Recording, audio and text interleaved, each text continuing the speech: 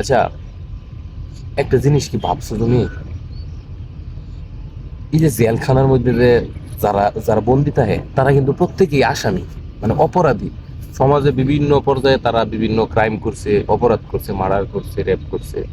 এই জন্য তাদেরকে জেলখানায় বন্দি রাখছে। তারা তো খারাপ মানুষ না?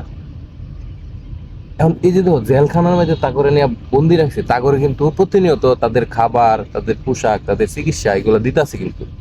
মানে এই এই যে তাগর যে চিকিৎসা, খাবার দাবার, ভরণ পোষণের এই যে টাকাটা, এটা করতে পাইতেছে তারা? জেলখানার কর্তৃপক্ষ করতে পাইতেছে?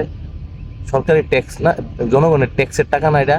তুমি একটা জিনিস চিন্তা করো, তুমি তোমার সংসার চালাইতে পারতেছো না, তুমি তোমার বাচ্চারে স্কুলে পড়ালেখা করার খরচ দিতে পারতেছো না, অথচ এই দেশের যত জঘন্য ব্যক্তি আছে তাদেরকে তাদের ভরণ পোষণের টাকাটা ঠিকই তোমার দিতে হইতেছে। নিজে চলতে পারতেছো না, নিজের সংসার চালাইতে পারতেছো না, নিজের ছেলে মেয়ের পড়াশোনা করাইতে পারতেছো না, কিন্তু এদেশের যত ঘৃণিত ব্যক্তি আছে, যত জঘন্য ব্যক্তি আছে, তাগরে খাওয়া দাওয়া, তাগর চিকিৎসার খরচ কিন্তু তোমার দিতে হইতেছে। চিন্তা করে দেখছো বিষয়টা একবার?